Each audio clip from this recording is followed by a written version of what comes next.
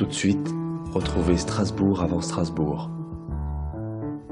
Un podcast de Robert Betcha.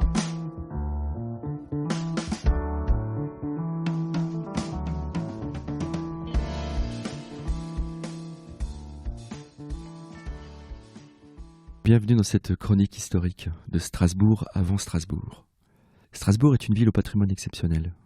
Qu'on y habite ou qu'on y soit de passage, on peut avoir envie de la découvrir d'une autre manière, de connaître son histoire mouvementée, d'apprendre à remonter le temps afin de retrouver ses racines.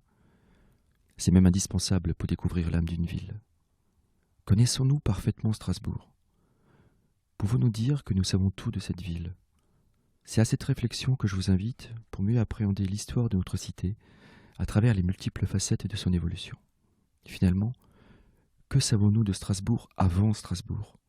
Et pourquoi Strasbourg s'appelle Strasbourg?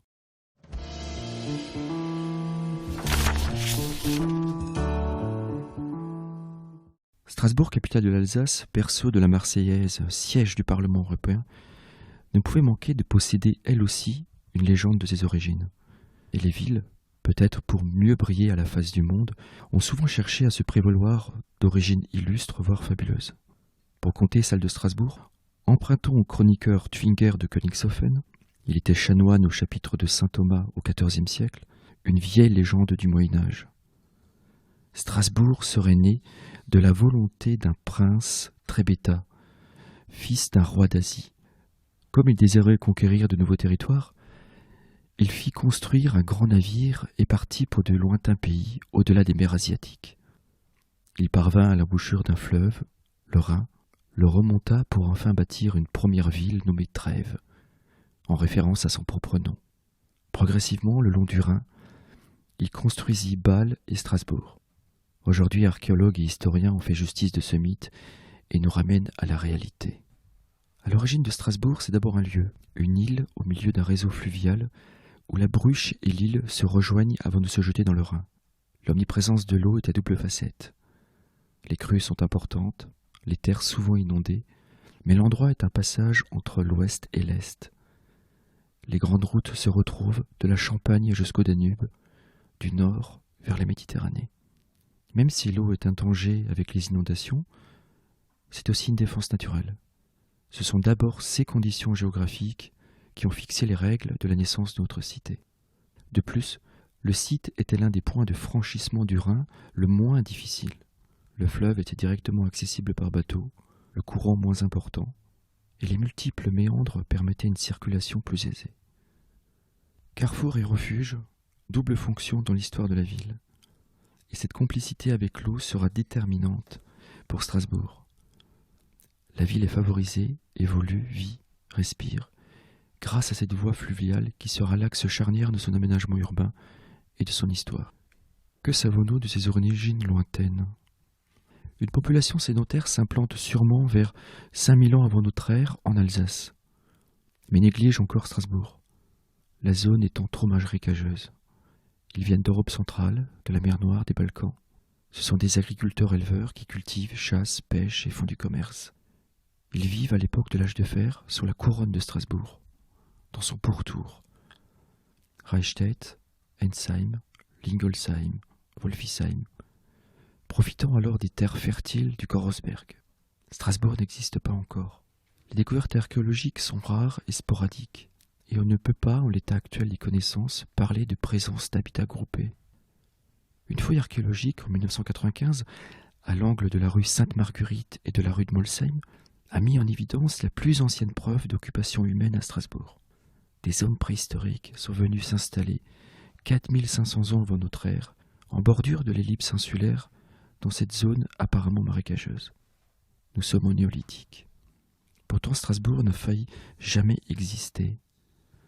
D'autres lieux étaient en concurrence. Schiltigheim pour les conditions de terrain, les hauteurs de Oberhausbergen et Königshofen. C'est finalement le site que nous connaissons actuellement qui sera choisi. L'eau est partout. La nappe phréatique est entre 2 à 8 mètres sous le sol et l'île s'affirme comme un axe majeur pour se déplacer et commercer. C'est vrai que c'est beaucoup plus pratique. C'est aux environs de 1300 avant notre ère que les Celtes arrivent.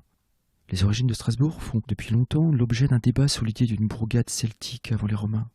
Pourtant, on ne peut pas parler de ville celte, tout au plus de quelques habitations éparses et de passages sporadiques.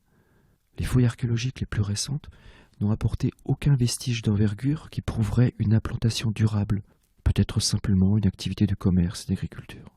Grâce à d'importants travaux d'assèchement, les habitations bâties sur la terre ferme apparaissent. Les Celtes seront donc les premiers occupants de l'agglomération et marquent le début d'une histoire de plus de 3000 ans, et ce sont eux que les Romains vont trouver sur place. Strasbourg n'est pas encore Strasbourg. Le nom Argentorate ne saurait être invoqué avec une origine celte. À vrai dire, on ne sait pas.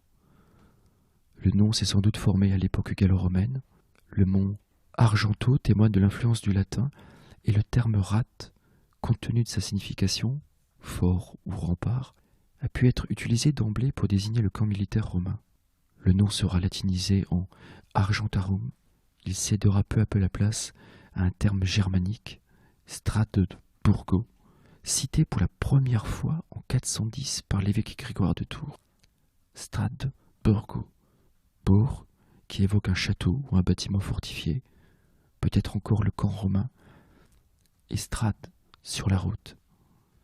Cette cité, en raison de son carrefour routier, devient la ville des routes.